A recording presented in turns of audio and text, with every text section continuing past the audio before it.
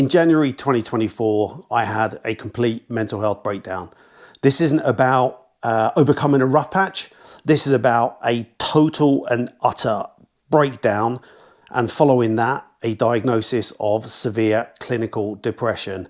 Now, I didn't ask for help. I thought I could overcome these things, and this is a journey to that point of well over a decade, going back to 2007. So I'm going to share with you a few things that I've learned along the way of building myself back up again over the past 15 months. And hopefully there are people out there that will watch this, it will resonate, you will feel seen, and you will take note of some of these things that I should have done. Are we ready? Let's go. For those of you who don't know me, my name's Jason, and I started the Human Impact channel to be able to share with you insights around the impact that we have on ourselves and the impact that we have on others through our actions. You know, in the past 15 months alone, I've seen the best and worst in people. And over the past decades, I've seen even more. And I want to share those insights with you. Let's get back onto this journey through and into severe clinical depression. Now, I didn't understand really what this is all about in terms of this idea of depression. And that's the reality, is that it just creeps up on you. I was using food to suppress the horrible feelings that I was feeling. And this is brain stuff. This is something that I've learned over the past, certainly over the past 6 months as I've got deeper into the world of psychology. This is a brain thing. This is about how bits of your brain are all kind of wired up.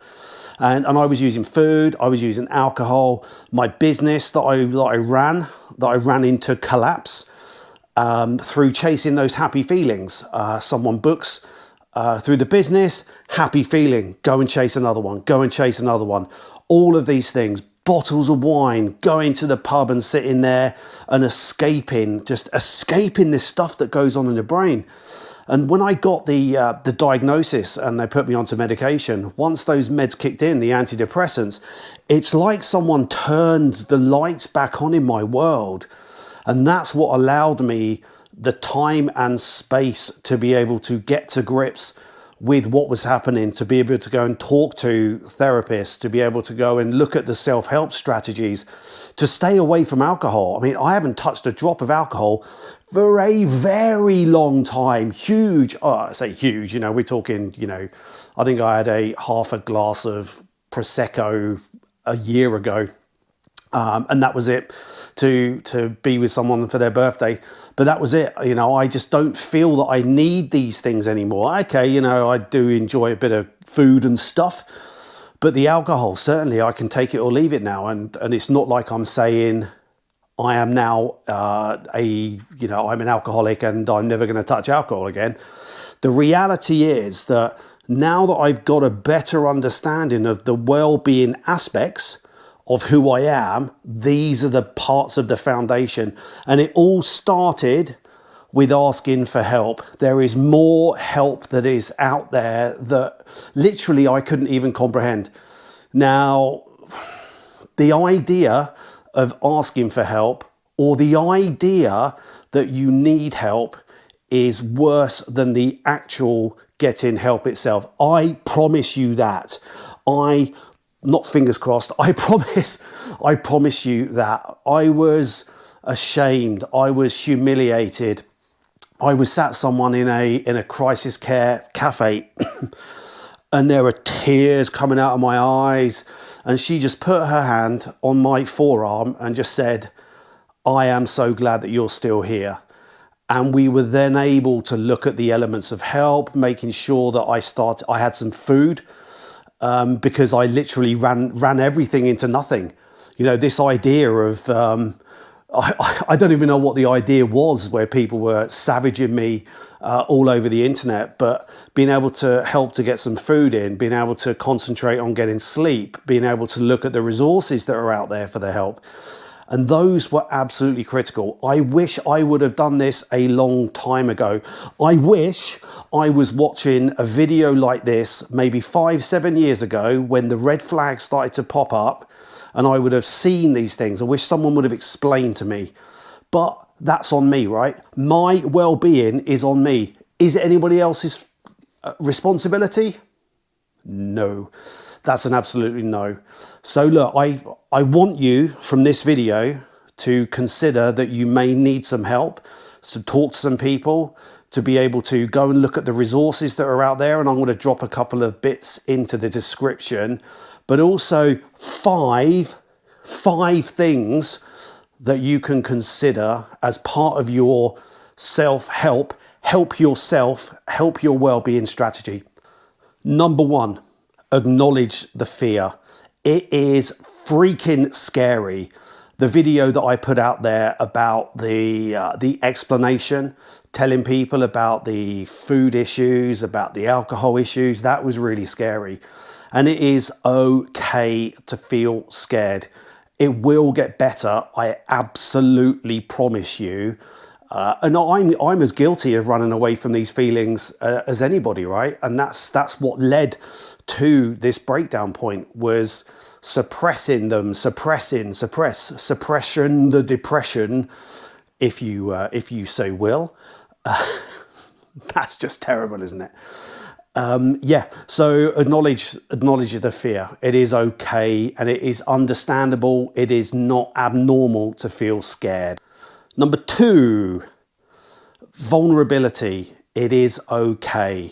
It is okay to sit with people that you trust and tell them about these things. I guarantee to you that people would rather listen to you for 5 or 10 minutes than take a whole day out of their diary to go to your funeral. I guarantee this. I have had to have some of the most horrific discussions with some of the people that I love the most about what I nearly did. And I promise you that it is okay to sit there and tell them these things. I guarantee that people would rather listen to you then, and I'll help you plan. Now, look, I'm not saying that you go and sit on the bus and start telling strangers these things. Number three, have a support network around you. Now, for over a year, there have probably been 3 people that I've trusted with literally my life. There are people that I've talked to, I've bumped into in a shop and told them about some of the things, but I had a support network around me. And these were the people that I talked to. These are the people that I trusted the most. Now, what you're going to find is when people want to shite all over you on social media, you become very, very careful. When you know that there's media stories that are out there after people have savagely and tried to annihilate you on social media and the media and gone to the press and proactively gone out, you become very, very guarded. And there's a part of me that always will be.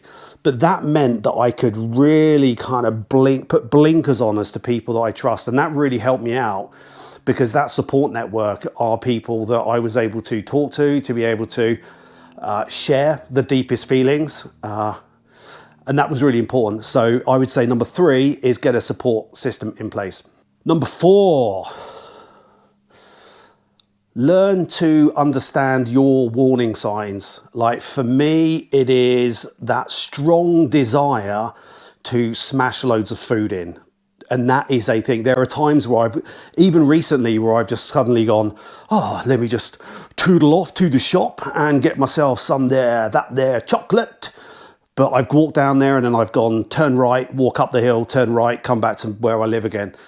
That is a key thing for me. And if I try and suppress that, it might well turn out to the alcohol side of things. But these are the warning signs for me. Sleep as well, tired in the afternoon. If I stop exercising, if I stop going out into nature, I suddenly become really, really isolated. I withdraw from people. I stop responding to messages.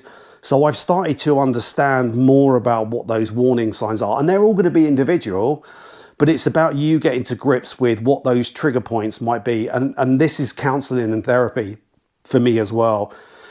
Being able to talk openly with a professional who helps me put some reason and sense behind things. So really start to understand about what that means for you. And therapy is not a weakness. Number 5, therapy, counselling. You know, I've had counselling before, you know, years and years and years ago to understand some aspects of me and how I am. And maybe I should have carried that on. Right now, there are lots of maybes. You should have done this, you could have done this. All the kind of desktop detectives and keyboard commandos are out there. Well, you should have done that. No shit, right? I absolutely get that. But counseling, therapy, talking to a professional, there is absolutely no shame in this. I'm laying myself out bare for you all. I'm telling you my deepest vulnerabilities and secrets that I've tried to hide through the years of thinking that I can go out there and deal with this stuff. You know, I am man, grrr, played rugby and sports and shit. But that's not what life is. You know, there are millions of people that are out there that are going through these things, that are hiding behind social media posts, hiding behind positivity, hiding behind all of these things. But then underneath the very basics of human life is being eroded, your own well-being. I am going to take that one and I am going to own it. I am not trying to blame anybody else for this. The people that have lied to me, that have tried to blackmail me, that have threatened me with violence, threatened to take deep secrets out to media. I am not going to blame people. There was one dude who like literally was threatening me and blackmailing me, and I decided to absorb all of that and decide that this is someone with significant mental health issues and I should not engage in negative behavior for them, but to wish them well with their health journey. I am not going to go out there and trash people for all of this stuff. This is on me. I should have set boundaries. I should have been firmer on things. And that is why I am going to share all of this with you. I'm not going to trash people's names. I want to share the impact. So if you want to understand a little bit more about the explanation, there is going to be a video somewhere. I don't know how to do this. You could watch it. But most importantly, subscribe. Subscribe to this channel because I'm going to share insights that will change the world of physical and mental well-being. Thank you for listening. Please let me know in the comments. Be kind. I have got a zero tolerance for bullying and nastiness. So be kind, take care of yourselves, and I shall speak to you again soon.